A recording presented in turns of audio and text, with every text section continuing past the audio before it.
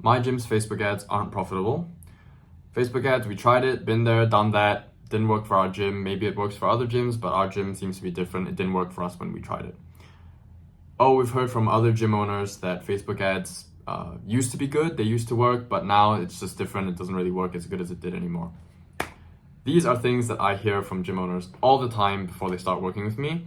And then I start helping them get $5 to $10 leads on Facebook and everything changes.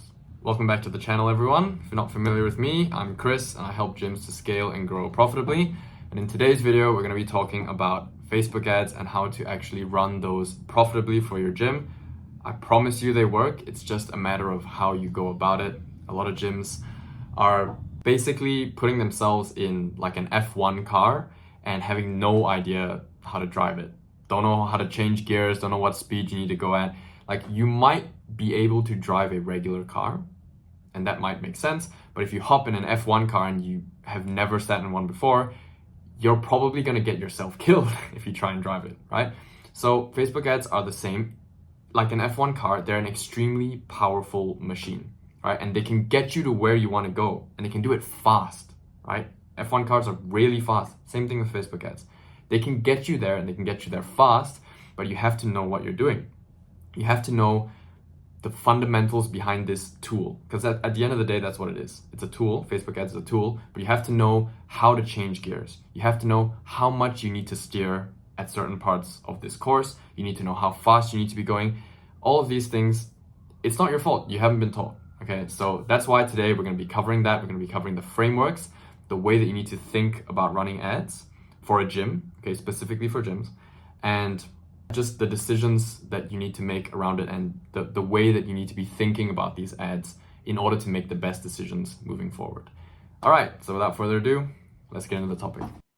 Okay, so welcome to Facebook Ad Foundations. So this resource is quickly just going to detail out the fundamental frameworks from which you should be basing your decision making around your Facebook ads. Okay, please don't mind my blue light glasses. I hope it's not distracting. So, quick warning. Okay, these frameworks have been devised over numerous years and over $1 million USD in iteration and testing in the fitness industry advertising space. Okay, culminating in a suite of high ROI lead ads. Okay, so these frameworks are not designed to help you run nice, pretty ads. Okay, help you run extremely professional, cold, corporate, impersonal ads. Help project your personal biases onto prospects. So what I would personally click on. Entertain your limiting beliefs about successful ads. I don't think it'll work. Or lastly, make you feel good about your gym or yourself. Okay. Now, they are designed to get you leads, make you money, and nothing else. Okay. So that's just a quick warning to get that out of the way. So first, let me just quickly talk about a multi-billion-dollar big box gym versus you. Okay, so before we proceed here, you need to understand what your competitive advantage is in this space. Okay, if you're reading this, you're likely not an Equinox, Orange Theory, Anytime Fitness, etc. Okay, you probably have 1 to 2 locations, not thousands. Okay, and if you're lucky, you have a few thousand every month for ad spend, not millions per month. Okay, now what does this mean? This means that you should not be copying how these mega corporation funded gyms run their ads. Okay, you are not them. So you do not have the luxury of ad spend on things like brand awareness when your one location is still in the red or barely profitable month to month. Okay, so these mega gyms, they typically have the luxury of having huge amounts of funding, and thus they're able to survive being unprofitable for years and years. Okay, I would hazard a guess that you likely do not have this same luxury. Okay, so your competitive advantage lies in the reality that you are a one location community of tangible people. Okay, tangible people. So a prospect, so tangible that a prospect could talk to you, the gym owner, on the phone if they so wished. Okay, person to person. So this makes your gym seem much closer to earth and not so far away and up in the sky and corporate. All right, and that is your advantage. Okay, for as long as humans crave interpersonal communication and connection, they crave personal attention, familiarity, community, etc. As long as that is true, you will have this edge. Okay? So, your ads need to reflect this tangibility, personality, and reachability of your gym. Okay, they should not make you seem like a mega gym corporate entity that couldn't care less really about whether I, the prospect, engage with your ad or not. Okay, they should make the prospect feel that they will receive personal attention that they want after clicking on your ad. Okay, so with that out of the way, excuse me. So, classical conditioning in social media advertising. This is just a little bit of psychology that is important to understand when we're doing advertising on social media. Okay?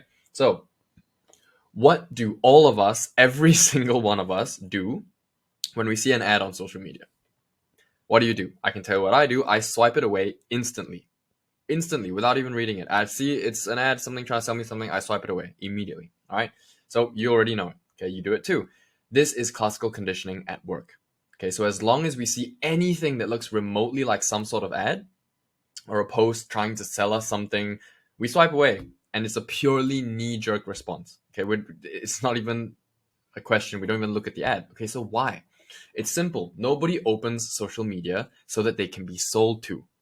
Nobody thinks, oh, let me just open Facebook today so that I can be sold a bunch of products. Like, nobody's thinking that. Okay, so we go on social media to see people, and more people doing people things, okay? Or humorous content that's also created by people and involves people, and educational content that again involves other people. So, thus, if you want to bypass every online person's classical conditioning that they've been conditioned to just mindly swipe away ads, right?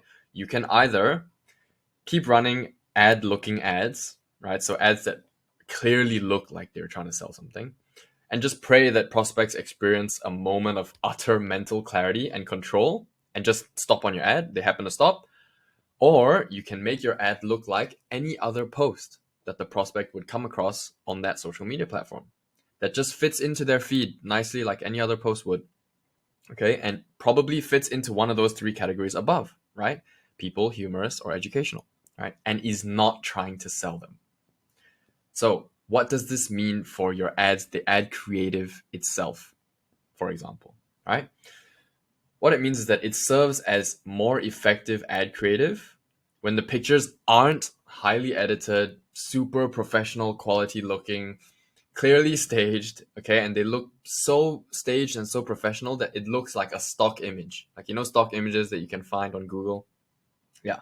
It's going to look like a stock image that I could pull from Shutterstock or Getty Images, okay? So that's not what we want. Okay, it's more effective when it isn't like that.